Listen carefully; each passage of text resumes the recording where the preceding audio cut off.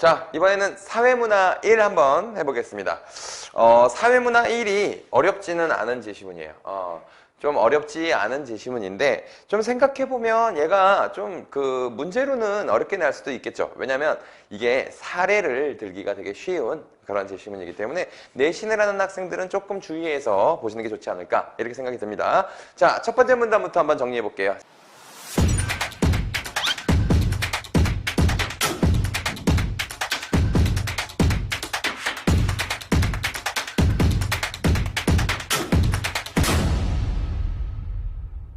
첫 번째 문단에서는 우리가 매스 커뮤니케이션의 설득 전략 중에 하나인 위협 소구에 대해서 설명한다라고 하는 얘기가 있습니다. 자, 위협 소구. 자, 위협 소구라는 거는 쉽게 말하면 공포감을 조장해서 마케팅을 하는 방법이라고 생각하시면 될 것 같아요. 그러니까 얘는 이제 공포심을 유발하죠. 자, 공포심을 유발합니다.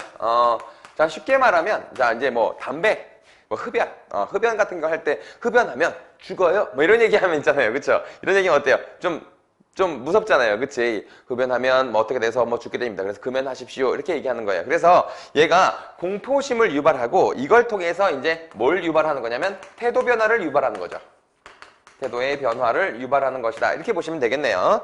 자, 그런데 이제 이게 너무 이게 위협 소구 같은 경우에는 기본적으로 공포심을 유발하는 것이기 때문에 이게 너무 높아지게 되면 공포심이 너무 높아지게 되면 심리적인 저항이 생기는 거예요. 그래서 효과가 낮아질 수 있다라는 얘기, 그런 실험에 대해서 하는 얘기입니다. 그래서 결국에는 얘가 이제 설득이 공포심을 유발하는 것이 결국엔 태도 변화를 유발한다는 것이 결국엔 이게 설득 전략이잖아요. 이 설득 전략에서 너무 공포심이 높아져 버리면 설득 효과가 떨어지기도 한다라는 게 첫 번째 문단에서의 설명입니다. 별거 없죠. 그치? 그래서 주의가 필요하다라고 해가지고 이제 이걸 기본적으로 자, 요거에 대한 이야기를 실제로 실험을 통해서 밝힌 사람들이 있었습니다. 그래가지고 그 사람들을 소개하는데 첫 번째, 자, 두 번째 문단에서 첫 번째로 소개한 사람은 누구냐면 제니스와 패쉬바흐입니다. 자, 그래서 자, 제니스와 패쉬바흐 라고 하는 사람의 실험이었죠. 자, 이거는 이제 고전적, 얘를 다른 말로 이게 고전적 실험이라고 부르기도 해요. 자, 고전적 실험에 대한 얘기를 하는데, 자, 이거는 강력한 수준의 위협 소구의 역효과를 보여주는 겁니다. 그러니까 위협 소구가 높아질수록, 자, 위협이 높을수록 이거에 대한 이 설득 효과가 떨어지는 사례를 보여주는데, 자, 이게 이제 그 치과에 대한 거였죠. 자, 첫 번째는 이거는 치아위생을 위해 권고한 사항을 따르게 하는 데는 최소한의 수준의 수준의 위협 소구가 가장 효과적이었다. 이렇게 얘기했는데, 자, 지금 이 실험에서는 가장 그러니까 강한 위협, 그 다음에 중간, 그 다음에 최소한의 위협 소구, 이 세 개를 했는데, 가장 효과가 좋았던 것이 이거였고, 얘가 가장 효과가 좋지 않았다. 자, 요 얘기를 한 겁니다. 자, 그런데, 요거와 좀 상반되는 결과를 냈던 결과가 있었던 거예요. 그게 두 번째죠. 이게 뭐냐면 레벤달과 나일스입니다. 자, 그래서 자, 레벤달과 이런 나일스. 이거 사람이 너무 많이 나오잖아. 선생님이 이게 발음이 좀 요즘에 안 좋잖아요. 이게 선생님 혓바늘이 돋아가지고 그래가지고 지금 이 발음 할 때마다 조금씩 아파요. 그래서 원래도 별론데 더 안 좋은 것 같아요. 자, 레벤달과 나일스라고 하는 이거는 뭐였냐면 이 사람이 한 실험은 뭐냐면 금연한 거예요. 금연에 관해 위협 수준을 달리하는 실험을 수행했는데 그 결과는 자, 얘도 이제 강중약으로 한번 했다고 생각해 보겠습니다. 강중, 그 다음에 최소의 위협 소구를 했는데 얘는 이게 또 가장 강력한 효과를 냈던 거예요. 그쵸? 그래서 이 둘은 그래서 결국에 어떻게 해요? 이 둘은 서로 상반된 결과를 냈죠? 그래서 이 상반된 결과, 자, 이걸 가지고 우리가 어떤 결과를 냈느냐 하면요. 이게 태도 변화를 유발하는, 자, 결국에 이 위협 소구는 태도 변화를 유도하는 거예요. 자, 태도 변화는, 자, 이 위협의 강도보다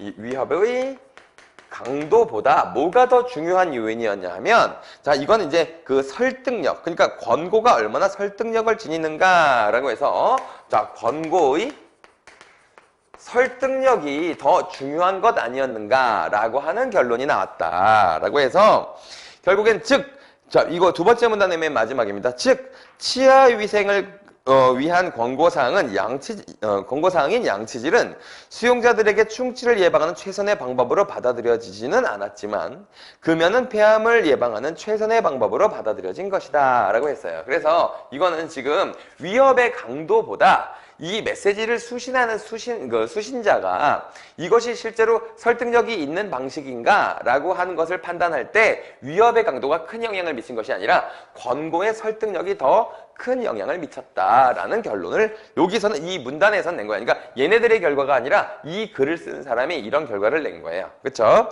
자, 그런데 요거에 대해서 이제 조금 더 자세하게 설명한 자세한 설명을 한 사람이 등장을 했죠. 그게 이제 세 번째 문단에 등장합니다.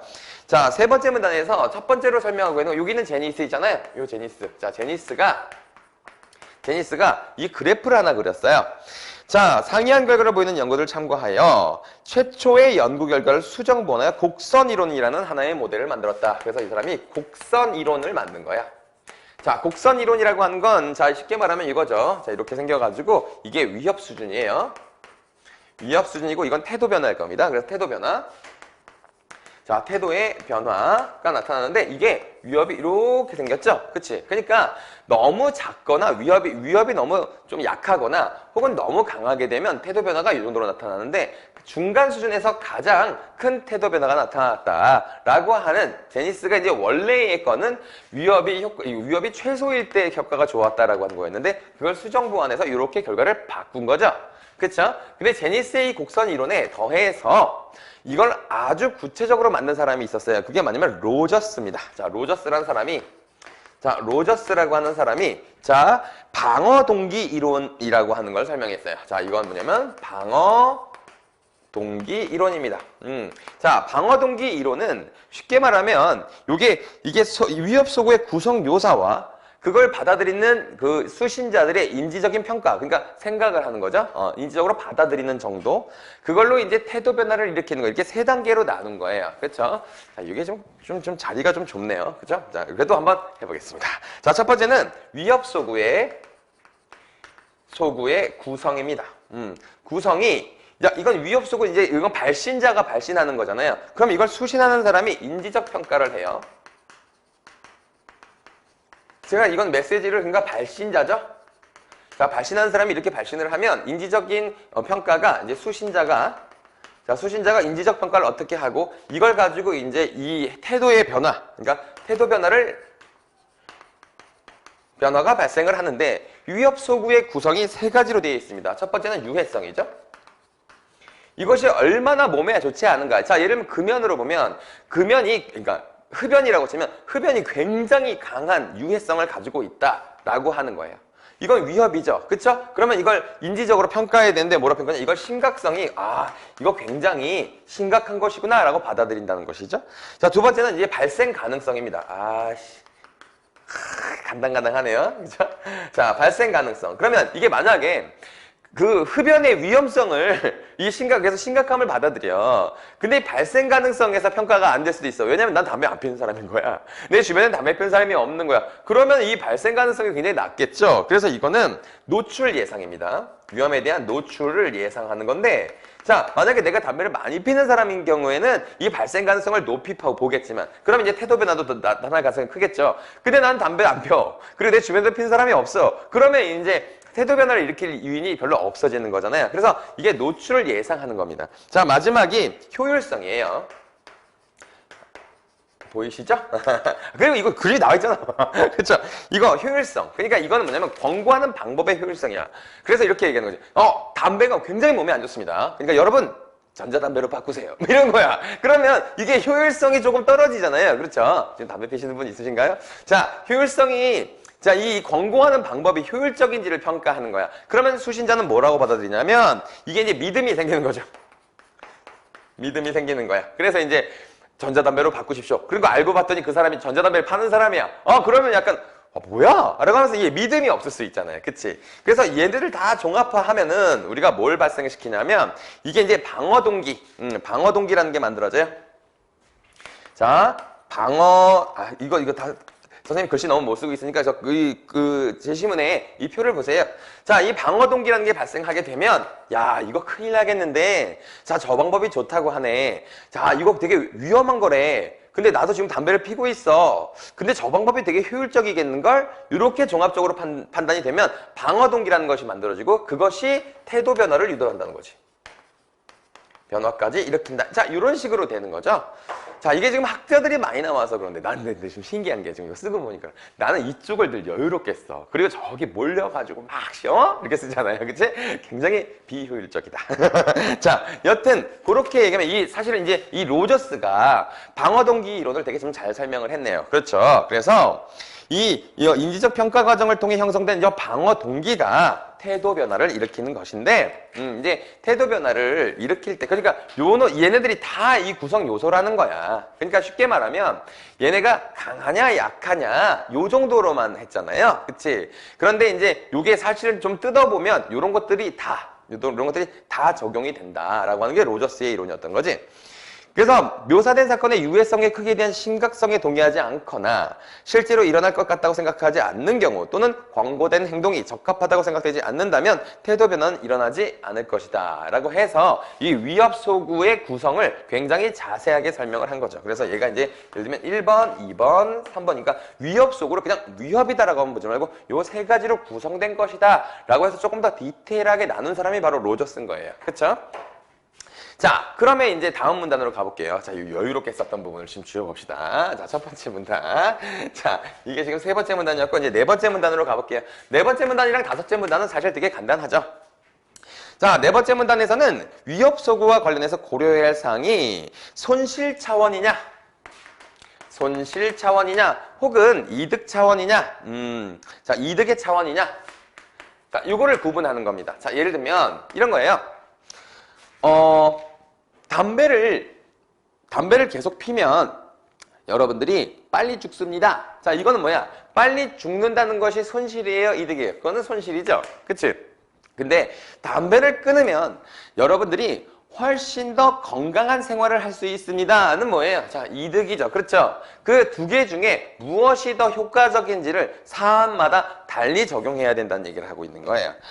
자, 손실 차원에서 제시될 것인지 이득의 차원에서 제시될 것인지이다 라고 했어요. 손실의 차원에서는 어떤 행동을 하거나 하지 않음으로써 기회를 잃으거나 부정적 결과가 증가할 위협이 제시되고, 이거는 그러니까 아까 금연처럼 훨씬 더 이게 좀 위협이 더 효과적인 거 있잖아요. 위협이 효과적일 때는 이걸 쓰는 게 좋겠죠. 그렇죠? 위협 자체가 굉장히 효과적인 경우에는 손실을 이용하는 게 더 좋을 거예요. 근데 위협에 대해서 훨씬 더 거부 반응이 되게 클 때가 있다고 쳐보세요. 그쵸? 거부 반응이 굉장히 클 때는 약간 좀 요거는 이제 이득을 강조해가지고 이렇게 하면 더 건강하게 살 수 있어요. 그러니까 거부 반응을 좀 줄이는 방식을 이용하는 게 더 효과적이지 않을까요? 자, 요거 보면 그렇습니다. 그래서 커뮤니케이션 상황에 따라 적절한 전략을 선택해야 된다. 그래서 이건 적절한 전략. 자, 요거는 선생님이 그냥 생각한 거라 가지고 이거 지우는 게 좋겠네요. 그쵸? 자, 이건 이제 상황에 따라 달리 적용해라. 자, 이런 얘기였어요. 그 다음에 마지막 문단 보겠습니다. 자, 마지막 문단에선 공포를 불러일으키도록 고안된 공익 광고가 의도하지 않은 다른 감정들과 함께 유발할 수 있음이 밝혀졌다. 라고 하니까 뭐냐면, 공포가, 자, 예를 들면 이런 거 있잖아요. 자, 여기 이제 그림에, 그러니까 매번 4번 문제의 그림인 건데, 이제 무슨 뭐 지구가 온난화가 돼가지고 우리가 인류가 멸종할지도 모르겠다. 라고 하는 거야. 자, 그런 광고가 나오게 되면 사람들이 좀 위험하구나. 근데 그것에 대해서 약간 조금 너무 멀리 있는 거야. 그러니까 내가 하나 이 지구 환경 보호에서 노력을 한다고 해서 사실 그러면 효과는 좋겠죠. 근데 내가 노력해서 무슨 뭐 텀블러를 쓰고 재활용을 잘하고 일회용품을 잘 덜 사용하고, 근데 이게 직접적으로 우리 이 환경의 변화를 늦출 수 있느냐라는 이 확신이 좀 덜 드는 경우도 있고, 그쵸? 그러니까 설득하기가 조금 되게 애매한 것들이 있어요. 그래서, 자, 다만, 그러니까 내가 행동을 하는 것이, 효과가 있는지는 미미한데, 인류가 멸망할 수가 있대. 그 위협의 크기는 굉장히 큰데, 내가 거기에 대해서 태도 변화를 일으키는 것에 효과가 너무 미미한 경우가 있어. 그렇겠죠? 그쵸? 그럴 때는, 이제 약간 좀 괜히 약간 지금 약간 공포감만 드니까 오히려 그런 공익 광고를 이렇게 거부해버리는 경우가 있단 말이에요. 그렇죠? 이제 이거는 이제 사실 요 제시문에 나온 것이 아니라 선생님이 이렇게 들은 이야기예요. 들은 얘기인데 그런 게 있을 수가 있어. 그러니까 여기 지금 하는 말이 좀 함축적인 의미가 그런 것 같아요. 의도하지 않은 다른 감정들도 함께 유발할 수 있음이 밝혀졌다. 놀람이나 슬픔과 같은 감정은 메시지 수용에 도움이 될 수 있는 반면 당황함이나 분노 같은 감정은 메시지 수용에 오히려 방해가 될 수 있다는 것이다. 그래서 이제 여기 5번째 문단에서는 이걸 구분한 거죠. 놀람과 슬픔. 놀람이나 슬픔 같은 경우에는 메시지 수용에 도움이 된대요. 이건 수용에 도움이 되기도 하지만 여기 보면 이제 분노, 당황이나 분노. 당황하게 되거나 혹은 분노를 하게 되면 이제 놀라면 분노와 이제 슬픔은 다르잖아요. 분노는 화가 나는 거잖아. 이 화가 나는 것은 이 수용에 이제 방해가 된다. 방해가 된다 이거죠. 그러니까 화가 나서 그냥 막 화만 내지 이게 이제 실제로 그 권고한 사항이 명확하게 지켜지기에 조금 어려움을 준다는 거지. 하지만 약간 슬픔이거나 진짜 그랬어? 라고 하는 내가 몰랐네 라고 하는 이 놀람 같은 경우는 이 수용에 도움이 되지만 너무 당황스럽어서 너무 강하거나 혹은 약간 화를 일으키는 그런 것들은 메시지, 이 권고사항보다는 그냥 이 화에 집중해버리는 거야. 이 분노에 집중해버리는 거죠. 그러면 이제 어떻게 행동해야 돼? 라고 하는 것에 대한 메시지는 먹히지 않는 경우, 이런 경우가 발생할 수 있겠죠. 그렇죠? 그래서 이제 5번째 문단 이렇게 정리됩니다. 사실 지금 듣고 보니까 더 어렵지 않죠. 그렇죠? 그러니까 사회문화 1이니까 상징적으로 한 건데 사실은 올해는 경제가 나올, 수능에서는 경제가 나올 해기 때문에 경제가 굉장히 중요하죠. 올해 지금 제시문도 경제 제시문도 많더라고요. 그러니까 선생님 그 조회수 봐도 경제가 제일 많을 거예요. 그렇죠? 여지껏 역대 봐도.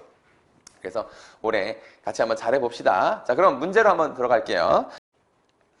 자, 그럼 문제 한번 볼게요. 자, 1번 문제는 너무 쉽잖아요. 그쵸? 제니스의 곡선 이론에 따르면 1번엔 답 1번이죠? 반비례 관계 아니죠? 그쵸? 여기 앞 중간까지는 정비례, 뒤에서부터 반비례잖아요. 그쵸? 그래서 요거 쪼개가지고, 구간을 쪼개면 이게 반비례 구간도 있긴 있어요. 있긴 있으니까 만약에 내시 문제를 낼 때 요 구간을 쪼개는지를 좀 확인해 보는 게 좋을 것 같아요. 근데 선생님이 2번이 조금 이상한 것 같아요. 이게 조금 요 말이, 내가 이해한 거에 따르면 조금 이게 이상하거든요. 이상한데 뭐가 이상하냐면 이 접종이론을 좀 읽어보면 접종이론이 발신자가 이 수신자한테 어떤 태도 변화를 요구해야 돼. 근데 너무 저항이 강한 거야, 이 사람이. 그래서 약간 자극을 조금씩 계속 줘서 이 사람한테 이제 저항력이 좀 생기는, 저항력이라는 게 뭐냐면 이제 좀 이렇게 좀 받아들일 준비를 만들어 놓고 그 다음에 이제 마지막에 이제 강한 권고를 한다거나 설득을 할 수 있는 그런 상태를 만들어 주는 것. 난 이거라고 생각했거든? 근데 이게 약간 좀 해석에 따라서 이 마지막 문장이 조금 이상해요. 설득 과정에서 미리 같은 종류의 약한 커뮤니케이션을 주어 면역을 만들어 두면 강한 설득을 받아도 저항력이 생긴다라는 말이면 괜찮을 것 같은데 저항하게끔 된다라고 하는 것이 조금 이 저항하게끔 된다는 말은 싫어 이렇게 거부한다는 뜻이잖아. 그치? 그러니까 나 마지막 문장이 조금 이상해요. 이게 오타 아니면 좀 잘못 쓴 게 아닌가 생각하거든요. 선생님 좀 알아보긴 할게요. 알아보긴 하는데 난 이게 조금 이상한 것 같아요. 이게 또 수능 특강이 또 잘못 썼을까요? 뭐 그렇죠. 근데 어쨌든 저항하게끔 된다는 것보다는 선생님이 이야기하는 저항력을 갖게 된다라는, 그러니까 조금 거부 반응이 덜하다라는 뜻으로 이해를 했거든요. 근데 답도 그래요. 5번에 가는 수신자의 태도 변화, 그러니까 가가 이제 위협 소구잖아요. 그죠? 위협 소구잖아요. 이걸 수신자의 태도 변화를 유도하는 것이니까 맞고, 나는 수신자의 태도와 신념이 변화 요인의 저항력을 가지는 것이 메시지 전달의 목적이 있다. 그러니까 변화 요인이 있을 때 얘가 너무 거부 반응이 크지 않게 받아들일 수 있는 준비를 시키는 그 이론이잖아요. 접종 이론이. 그래서 5번 보기는 맞거든. 근데 위에 있는 보기의 마지막 문장이 난 좀 저항하게끔 만든다라고 하는 게 나는 이게 뉘앙스적으로 좀 이상한 것 같아요. 문장이. 그래도 역시나 내용이 댓글로 달아주세요. 뭐가 이상하면. 자, 다음에 3번 문제 보겠습니다. 3번은 이제 레든이라고 하는 사람과 힐이라고 하는 사람이 있는데, 자, 레드는, 뭐에 대해서 얘기했냐면, 요 로저스의 견해 중에 이 발생 가능성 있잖아요. 이 발생 가능성을 건든 거예요.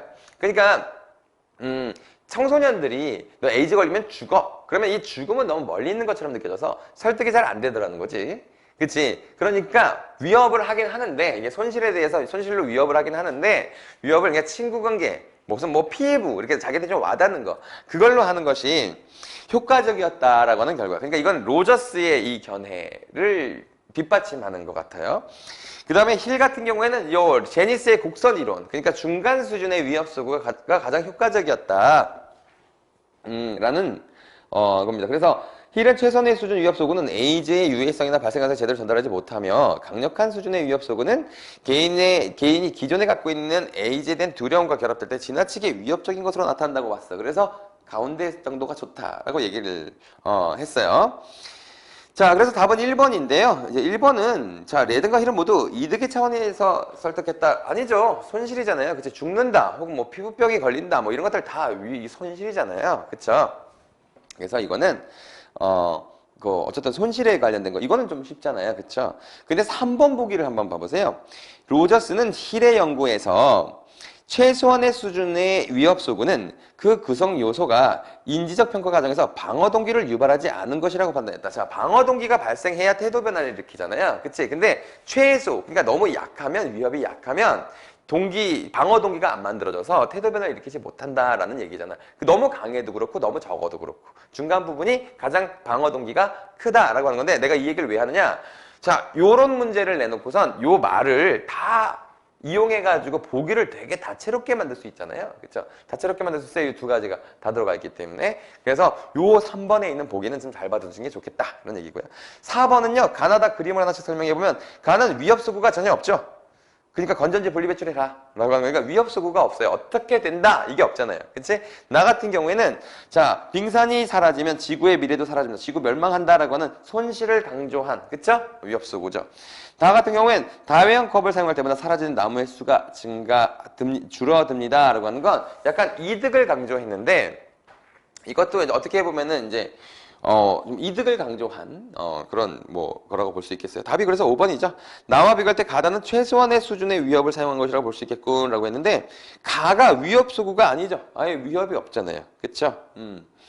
자, 그래서 답이 5번이었습니다. 자, 선생님 2번 좀 이상하네요. 그쵸? 2번이 좀 이상한데, 선생님 알아볼 방법은 없고 내가 힘이 없어. 알아볼 방법은 없고 좀 이상해. 여러분들이 좀 생각해 보시고 EBS 여러분들 보시죠. 거기서 좀 확인해 보세요. 난 EBS 안 봐요. 자, 여기까지 하겠습니다.